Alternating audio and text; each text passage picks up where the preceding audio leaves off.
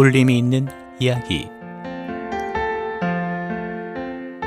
이 시간에는 행복한 주님의 교회 이태영 올로 목사님입니다.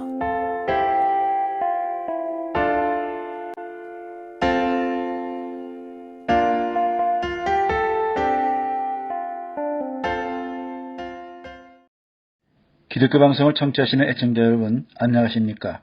세상 살아가며 살만나는 따끈한 이야기, 감동이 있고 울림이 있는 이야기를 발췌해서 전해드리는 목사 이태영입니다. 오늘은 오재학 씨가 보낸 사연 가운데 프레임의 법칙에 대해서 말씀을 나누려고 합니다. 미국 알래스카에서 실제로 있었던 일입니다. 젊은 아내는 아이를 낳다가 출혈이 심해서 세상을 떠났습니다. 다행히 아이는 목숨을 건졌죠. 홀로 남은 남자는 아이를 애지중지 키웠습니다. 아이를 돌봐줄 유모를 구하려 노력했지만 쉽지 않았습니다. 남자는 유모 대신 훈련이 잘 된 듬직한 개를 구해 아이를 돌보게 했습니다. 개는 생각보다 똑똑했습니다. 남자는 안심하고 아이를 둔 채로 외출도 할 수 있었습니다. 어느 날 남자는 여느 때처럼 개에게 아이를 맡기고 잠시 집을 비우게 되었습니다. 그런데 뜻밖의 사정이 생겨 그날 늦게야 집으로 돌아왔습니다. 남자는 허겁지겁 집으로 돌아서며 아이의 이름을 불렀습니다. 주인의 목소리를 들은 개가 꼬리를 흔들며 밖으로 뛰어나왔습니다. 그런데 이게 웬일입니까? 개의 온몸이 피범벅이었습니다. 불길한 생각이 들어 남자는 재빨리 방문을 열어보았습니다. 아이는 보이지 않았고 방바닥과 벽이 온통 핏자국으로 얼룩져 있었습니다. 남자는 극도로 흥분했습니다. 내가 없는 사이에 개가 아들을 물어 죽였구나. 이렇게 생각한 남자는 즉시 총을 꺼내 개를 쏴 죽였습니다. 마침 바로 그때 방에서 아이의 울음소리가 들려왔습니다. 화들짝 놀란 남자가 방으로 들어가 보니 침대 구석에 쪼그려 앉은 아이가 울먹이며 자신을 쳐다보고 있었습니다. 당황한 남자는 밖으로 뛰어나와 죽은 개를 살펴보았습니다. 개의 다리에 맹수에게 물린 이빨 자국이 선명했습니다. 곧이어 남자는 뒤뜰에서 개에게 물려 죽은 늑대의 시체를 발견했습니다. 오, 맙소사. 남자는 자신의 아이를 지키기 위해 늑대와 혈투를 벌인 충직한 개를 자기 손으로 쏴 죽이고 만 것입니다.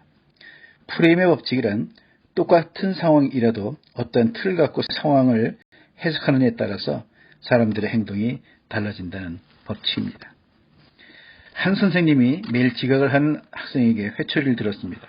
어쩌다 한 번이 아니라 날마다 지각을 하는 것을 보고 그 학생이 괘씸해서 회초리를 든 손에 힘이 들어갔습니다. 회초리를 든 다음날 아침 그 선생님은 차를 타고 학교에 가다가 늘 지각하는 그 학생을 우연히 보게 되었습니다. 한눈에 봐도 병생이 짙은 아버지가 앉은 휠체어를 밀고 요양시설로 들어가고 있었던 것입니다. 순간 선생님은 가슴이 서늘해졌습니다. 지각은 곧 불성실이라는 생각에 이유도 묻지 않고 무조건 회초리를 든 자신이 부끄러웠고 자책감이 들었습니다. 가족이라고는 아버지와 단둘뿐이라서 아버지를 지켜드려야 하는 입장에 있는 지각한 학생. 게다가 요양시설은 문을 여는 시간이 정해져 있었습니다. 학생은 요양원이 문을 여는 시간에 맞춰 아버지를 모셔다 드리고 100m 달리기 선수처럼 뛰어서 학교에 왔을 텐데 그래도 매일 지각을 할 수밖에 없었을 텐데 그날 역시 지각을 하는 학생은 선생님 앞으로 와서 말없이 종아리를 걷었습니다. 그런데 선생님은 회초리를 학생의 손에 쥐어주고 자신의 종아리를 걷었습니다. 그리고 미안하다, 정말 미안하다 라는 말과 함께 그 학생을 따뜻하게 끌어안았습니다. 그리고 두 사람은 함께 울었습니다. 지금 우리는 서로가 힘들고 외롭습니다. 그래서 우리는 함께 사는 법을 배워야 합니다. 함께 사는 법을 배울 때 가장 필요한 건 상대방이 되어보는 것입니다. 저 사람에게 뭔가 틀림없이 타당한 이유가 있을 거야. 저 사람의 마음은 지금 얼마나 힘들까? 내 감정을 절제하지 못한 채 섣불리 판단하고 결정해서 잘못된 행동을 하지 말고 상대방이 무엇을 왜 그랬는지, 내 판단과 결정에 잘못은 없었는지, 잘못된 판단을 당연한 것처럼 결정한 비합리적인 판단을 냉정하게 역지사지로 되돌아보고 뒤늦게라도 깨닫고 잘못을 인정하고 용서를 구하는 마음의 자세가 필요하지 않을까요? 어찌하여 형제의 눈 속에 티는 보고 내 눈 속에 있는 들보는 깨닫지 못하느냐. 마태복음 7장 3절.